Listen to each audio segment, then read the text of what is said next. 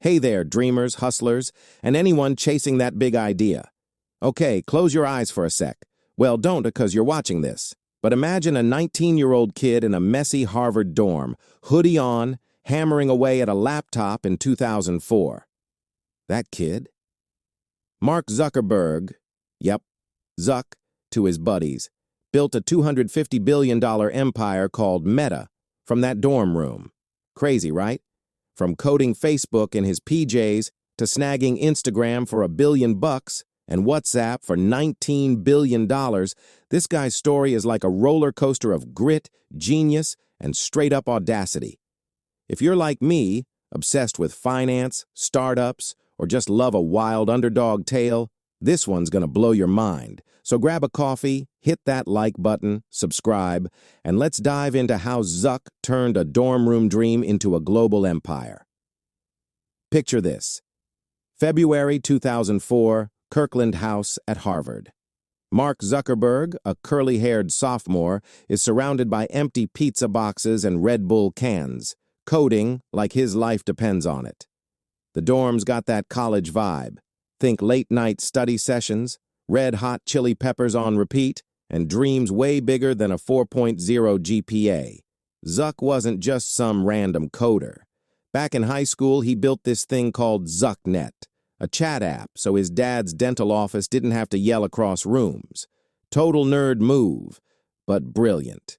At Harvard, he saw these old-school paper directories listing students and thought, why's this not online? And why's it so boring? So in just 2 weeks, using some basic PHP and MySQL, he whipped up the Facebook. It was simple. Profile pics, status updates, and, yep, that weird poke button. His genius? Making it exclusive. Only Harvard kids with .edu emails could join. Within 24 hours, 1,200 students signed up. By the end of the week, half the campus was obsessed. It was like a digital party no one wanted to miss. Zuck's roommates, Dustin Moskovitz, Eduardo Savarine, Chris Hughes, jumped in. And it wasn't just coding. It felt like they were starting a revolution. By spring, the Facebook spread to Yale, Stanford, and Columbia. 1 million users by December 2004. I mean, come on. A 19-year-old in flip-flops sparking a social media wildfire? It gives me chills. My big takeaway? You don't need a corner office to start something huge. Just a laptop and a spark of an idea. Now, Zuck could have played it safe, stayed at Harvard, and snagged a fancy degree. But nope, he was all in. Summer 2004, he drops out, packs his bags, and moves to a rented house in Palo Alto with Moskovitz, Savarine, and a few coder buddies. Imagine the scene. Air mattresses on the floor, beer pong tables, laptops everywhere. It was like a frat house meets tech startup. Total chaos, but the creative kind. They were broke, scraping by. Eduardo Savarine tossed in $1,000 for servers, but the Facebook was growing so fast, those servers were crashing daily. Zuck's hustle was unreal. He recruited brainiacs like Adam D'Angelo, who later founded Quora. Then, in 2005, Accel Partners dropped $12.7 million, valuing the Facebook at $98 million. That's when it hit me. This wasn't a side project anymore, but it wasn't all high fives. The Winklevoss twins sued, saying Zuck stole their idea. He settled for $65 million in stock. No sweat. Drama didn't stop him. By 2006, he opened the Facebook to high schools and companies, hitting 12 million users. And here's the kicker. He figured out that people's likes, shares, and posts were like digital gold. Targeted ads based on that? Cha-ching. I totally get that hustle vibe. I started my first blog on a $50 laptop, heart-pounding every time it froze. Zuck's lesson? Grind through the chaos, hire smarter than you, and don't let a lawsuit or a server crash kill your vibe. By 2007, Facebook, now just Facebook, was worth $15 billion. Zuck, at 23, was already a legend in my book. Let's fast forward to 2008 to 2012. Crunch time. Facebook's got 100 million users, but the world's changing. Smartphones are everywhere. iPhone, Android, you name it. Desktops fading and investors are freaking out. Can Facebook survive mobile? Zuck's like, hold my hoodie. He told his team, mobile isn't the future, it's right now. He snapped up startups like Beluga for messaging tech and pushed his engineers to make the app buttery smooth. By 2010, 50 million users were on mobile. Then came the big moment, the IPO. On May 18, 2012, Facebook went public, raising $16 billion at a $104 billion valuation, the biggest tech IPO ever.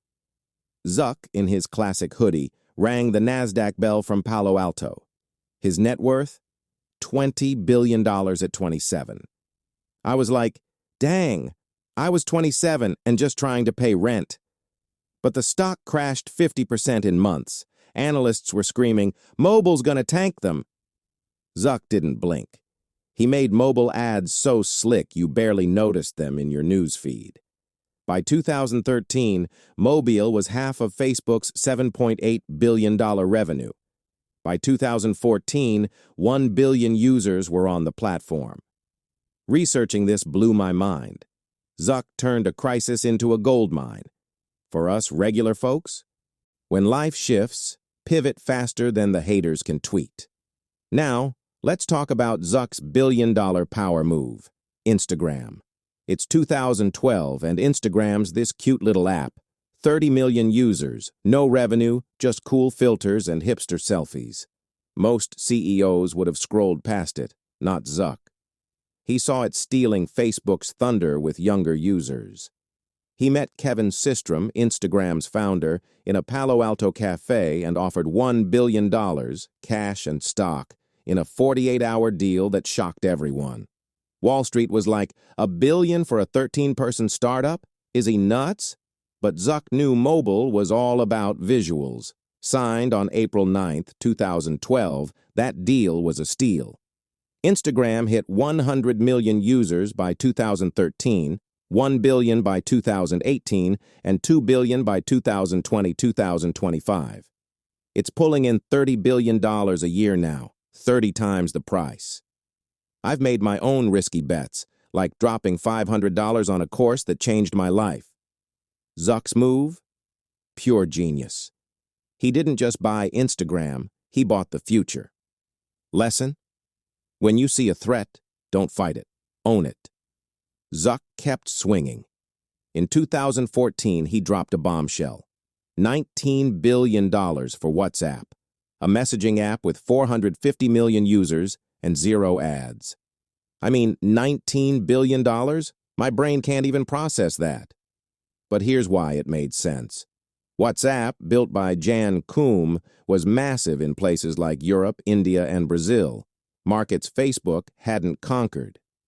Zuck saw messaging as the next big thing, especially in countries where data's cheap. He promised calm privacy and independence, and on February 19, 2014, the deal was done. WhatsApp hit 2 billion users by 2020 and became a lifeline during the pandemic. It's still light on ads, but powers Meta's e-commerce game in places like India. Zuck's total acquisition tab? Over $20 billion. The payoff? Meta owns 90% of the world's social media time. I'm like, man, I need to think bigger. Zuck's lesson?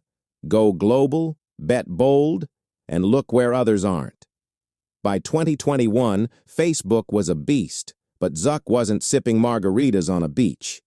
He was dreaming crazier, the Metaverse. On October 28, 2021, he rebranded Facebook to Meta, betting on virtual reality and AI. Talk about a plot twist. He'd bought Oculus for $2 billion in 2014, banking on VR. Reality Labs bled $13 billion in 2022, and people laughed at the goofy headsets. I'll admit I raised an eyebrow too. But by 2023, Meta's AI Tools and Threads app, a TikTok rival with 200 million users by 2025, turned heads. Meta's stock skyrocketed 300%, hitting a $1.3 trillion market cap. In 2025, Zuck's net worth hit $250 billion, passing Bezos as the second richest person alive. I got goosebumps digging into this. It's like Zuck's playing 4D chess while I'm still figuring out checkers. His lesson? Bet on the future, even if it costs you big up front. No billionaire story's complete without some drama, right? Zuck faced plenty. The 2018 Cambridge Analytica mess, where data misuse shook trust, cost a $5 billion fine. Lawsuits piled up, and Congress grilled him like a BBQ. But Zuck didn't crumble. He owned it, tightened privacy policies, and pushed encrypted messaging. By 2025, Meta's trust scores were climbing back. I've had my own flops, a side hustle that cost me $1,000 and a whole lot of pride. Zuck's comeback showed me, mess up, fix up, keep building. Haters don't build empires. So, what's the big takeaway from Zuck's $250 billion journey? Here's my heart-to-heart. 1. Start small, dream big. A dorm room laptop launched a revolution. Your garage idea could be next. 2. Data's your superpower. Zuck turned likes into a cash machine. Know what your customers love. 3. Acquire threats. Instagram and WhatsApp were checkmates, not just buys. 4. Pivot like a pro. Mobile, Metaverse. Zuck stayed ahead of the curve. 5. Stay hungry. At 40, he's still pushing. Never stop. I'm no billionaire. Heck, I'm just grinding this YouTube channel. But Zuck's story fires me up. What's your big idea? Wow, from a Harvard dorm to a $250 billion empire, Zuck's story is unreal. What's your favorite moment? That $1 billion Instagram steal or the Metaverse leap? Drop it in the comments. If this billionaire deep dive got you pumped, smash that like, subscribe, and hit the bell for more finance and entrepreneur stories. Check the description for sources like Forbes and CNBC. Thanks for chilling with me. Now go chase your own empire.